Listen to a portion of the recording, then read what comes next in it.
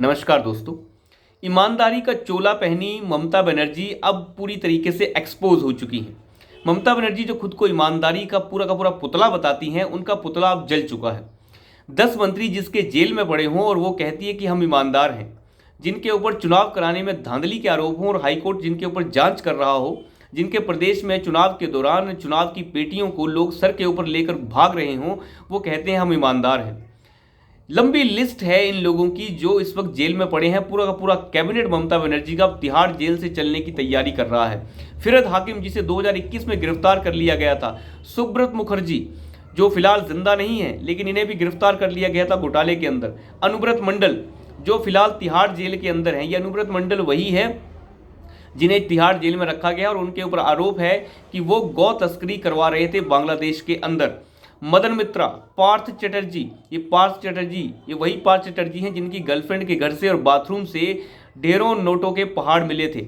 उसके बाद इन्हें तृणमूल कांग्रेस पार्टी से बर्खास्त भी कर दिया गया था। उसके बाद है मणिक भट्टाचार्य, कुंतल घोष, शांतनु बंदोपाध्याय और नया नाम इसमें जुड़ गया है, वो है ज्योतिप्रिय मलिक जो खाद्य मंत्रालय संभाल रहे थे तृणमूल कांग्रेस के अंदर और बहुत ही करीबी माने जाते हैं ये ममता बनर्जी के, जिन्हें एनफोर्समेंट डायरेक्टोरेट ने गिरफ्तार कर लिया गया। रविवार के लगभग सुबह रविवार 6:30 बजे के आसपास एनफोर्समेंट डायरेक्टोरेट ने इनके घर के ऊपर रेड की, जिस समय ये अपने मॉर्निंग वॉक के ऊपर निकल रहे थे। वहां से उनकी जांच शुरू हुई और पूरा दिन रात वहां पे जांच चलती रही और उनके पूरे के पूरे घर को खंगाला गया और लगभग सुबह के 3:30 बजे शुक्रवार को इन्हें गिरफ्तार कर लिया गया। उसके बाद इन्हें मेडिकल के लिए ले जाया गया और लगभग 1 बजे के आसपास इन्हें कोर्ट में पेश किया गया और कोर्ट में पेश होते ही ये बीमार हो गया। वहाँ पे इसे उल्टी होने लग गई, चक्कर आने लग गए और कहने लग गया कि मैं बहुत बीमार हूँ। जज साहब भी परेशान हो गए कि संभालिए इनको, संभालिए, इन्हें पता नहीं क्या हो रहा है। उसके बाद पानी के छींटे मारे गए इनके चेहरे के ऊपर, थोड़ा बहुत इनको जान आई। वहाँ पे कहने लगे कि मैं ब्लड प्रेशर का मरीज़ हूँ, मैं शुगर का मरीज़ हूँ और अगर मैं 10,000 कदम नहीं चलूँगा तो मेरे पाँव फूल जाएंगे। पाँव इनके तब नहीं फूले जब इन्होंने लोगों के लिए जो खाद्यान्न आ रहा था, जो राशन आ रहा था, वो उन्होंने बाहर बेच डाला। उस समय इनके पाँव नहीं फूलते। सबसे अमीर मंत्रियों में से मंत्री बन चुके हैं ये लोग। उसके बाद गिरफ्तारी के बाद जब ये बीमार होने लगे, उसके बाद जज साहब ने कहा इनकी जांच करवाइए और इन्हें अच्छी जगह ले जाइए, देखिए क्या हो सकता है इनका। फिलहाल इन्हें गिरफ्तारी से रोक तो नहीं मिल सकती, गिरफ्तारी तो उनकी होगी, इन्हें रियायत नहीं दी जा सकती किसी तरीके की, क्योंकि सबूत बहुत ज़्यादा है। जितने भी वित्तीय लेन देन के कागजात थे वो एनफोर्समेंट डायरेक्टोरेट ने इनके घर से बरामद किए और इनके करीबी जितने भी थे लगभग 13-14 जगह के ऊपर और भी रेड की गई और वहां से भी वित्तीय लेन देन के कागजातों को जब्त किया गया है। एनफोर्समेंट डायरेक्टोरेट का यह भी कहना था कि सन 2016 के अंदर इन्होंने अपनी पत्नी की संपत्ति जो बताई थी वो मात्र 4-5 लाख रुपए के आसपास थी, 45,000 रुपए के आसपास थी, जो अब बढ़कर 6 करोड़ रुपए हो चुकी है। वो कहाँ से आया इसका कोई भी ब्यौरा ये नहीं दे पा रहे हैं। तो एनफोर्समेंट डायरेक्टोरेट की इस मुहिम के चलते ममता बनर्जी बहुत ज़्यादा परेशान है। उन्होंने तो सीधा अटैक करना शुरू कर दिया कि हमारे बीमार मंत्री को उठा के ले गए, हम जो है इसके लिए आर पार कर देंगे, अब तो बहुत कुछ कर देंगे। आपके ऊपर कलकत्ता हाई कोर्ट ने जिस तरीके से फटकार पे फटकार आपको लगा रखी है, आपको तो शर्म ही नहीं है। आपका हर चुनाव जो है कटघरे में खड़ा कर देता है कलकत्ता हाई कोर्ट और ये कह देता है कि आपने हर जगह पे धांधली मचा रखी है। जब प्रधान चुनाव हो रहे थे, लोग चुनाव की पेटियां जो हैं, मत पेटियों को उठाकर कंधे और सर के ऊपर ले जाकर भाग रहे थे। इस तरीके से हो रहा था चुनाव और ये कहते हैं कि हम ईमानदार हैं। किस तरीके के ईमानदार लोग हैं ये, जिनके 10-10 मंत्री जेल में पड़े हों।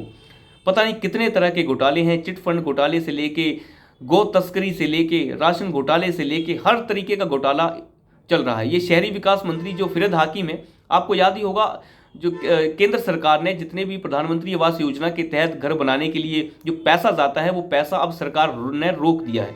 वो इसलिए सरकार ने आरोप लगाया है इनके ऊपर कि आप उस पैसे से गलत तरीके का इस्तेमाल कर रहे हैं और जिन लोगों को घर बना के देने थे आप उन्हें घर बना के दे ही नहीं रहे।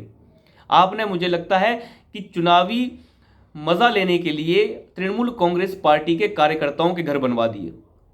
तो इस मामले को लेकर केंद्र सरकार ने भी फंड रोक दिया था तृणमूल कांग्रेस के पार्टी का, क्योंकि तृणमूल कांग्रेस पार्टी गलत तरीके का इस्तेमाल कर रही थी प्रधानमंत्री आवास योजना के तहत जो घर बनने थे। गरीब लोगों के घर ना बन के कुछ दूसरे ही लोगों के घर बन रहे थे। तो इस तरीके की जो हरकतें तृणमूल कांग्रेस के समय देखी जा रही हैं, ये बड़ी खतरनाक है। अभी शिक्षा घोटाले के बारे में आप जानते ही हैं। शिक्षा घोटाले के मामले में जिस तरीके से गिरफ्तारियां हुई और गिरफ्तारियों के बाद जो है ये सारा का सारा मामला आगे गया, ये सारा का सारा सिस्टम जो है कलकत्ता हाईकोर्ट इसमें पहले ही साफ कर चुका है कि सारी की सारी जो नियुक्तियां हुई हैं शिक्षा घोटाले में सारी की सारी गलत हैं और ये गिरफ्तारियां जो हुई हैं बिल्कुल सही हुई हैं। जो इतने सारे लोगों को नौकरी पर रख लिया गया, सारे के सारे कानूनों को ताक पर रख दिया गया और कैसे इन लोगों को जो है नौकरी पर दी गई और सारे के सारे नौकरी दिए जाने वाले लोगों को गलत तरीके से जो है भर्ती किया गया, घोटाला किया गया, इसमें पैसे का लेन देन किया गया। तो सब कुछ एक्सपोज है, कुछ भी इसमें नई बात नहीं है कि ममता बनर्जी किस तरीके से अपना शासन चला रही हैं। कई दिनों से हम देख रहे हैं शासन चलाने के लिए जितने भी तिगड़म मचाए जा सकते हैं वो सब जो है तृणमूल कांग्रेस पार्टी कर रही है। तो कितने दिन तक इस चीज़ का भविष्य बना रहेगा इसमें बड़ा ही संशय है। लेकिन कांग्रेस पार्टी और जो वाम दल हैं, ये जितने भी कम्युनिस्ट पार्टी है, ये सारे के सारे खुश हैं। इन्हें मज़ा आ रहा है कि तृणमूल कांग्रेस पार्टी बर्बाद हो रही है और इसके नेता फंसे जा रहे हैं। ये तो कह रहे हैं, इनका तो बयान सामने आया है कि देखिए अगर ज्योतिप्रिय मलिक है, अगर इन्होंने गलत काम किया है तो इनको सज़ा ज़रूर मिलनी चाहिए, क्योंकि ये तो चाहते हैं कि इन्हें सज़ा मिले और तृणमूल कांग्रेस खत्म हो जाए, जिसका राजनीतिक लाभ कांग्रेस पार्टी और वाम दलों को बंगाल में होने वाला है। जिस तरीके से नोटों के पहाड़ मिल रहे थे पार्थ चैटर्जी की गर्लफ्रेंड के यहाँ पे, ये एक बहुत बड़ी बात थी, ये कोई छोटी बात नहीं थी। मशीनें मंगवानी पड़ रही थी एनफोर्समेंट डायरेक्टोरेट को नोट गिनने के लिए। तो उसके बाद तृणमूल कांग्रेस पार्टी ने उन्हें बर्खास्त कर दिया अपनी पार्टी से। क्या बर्खास्त करने से काम चल जाएगा? फिर आप कहते हैं कि हम सबसे बड़े ईमानदार हैं। किस तरीके के ईमानदार हैं आप? देश को लूट के खा लिया इन लोगों ने और फिर कह रहे हैं कि हम ईमानदार हैं। अभिषेक बनर्जी, किसी दिन अभिषेक बनर्जी और उनकी पत्नी का नंबर भी आने वाला है और इसी चीज़ से ममता बनर्जी को डर लग रहा है। ममता बनर्जी डरी हुई है और डर होना भी चाहिए, सिस्टम का डर होना चाहिए। जो लोग कहते हैं कि भारतीय जनता पार्टी जो है विपक्ष के नेताओं को अंदर डाल रही, तो डालने दीजिए ना। अगर कोई चोर है तो उसी को तो अंदर डाला जाएगा। अगर भारतीय जनता पार्टी में भी कोई चोर है तो भारतीय जनता पार्टी की सरकारें तो पूरे देश में है नहीं, लगभग ज़्यादा नहीं तो 12-13 राज्य ऐसे हैं जहाँ पे दूसरे दलों की सरकारें हैं। आप गिरफ्तार कीजिए, आपके पास भी एजेंसीज हैं, आपको सबूत मिलता है, आप गिरफ्तार कीजिए, कोर्ट में पेश कीजिए, घसीट के ले जाइए इन लोगों को भी।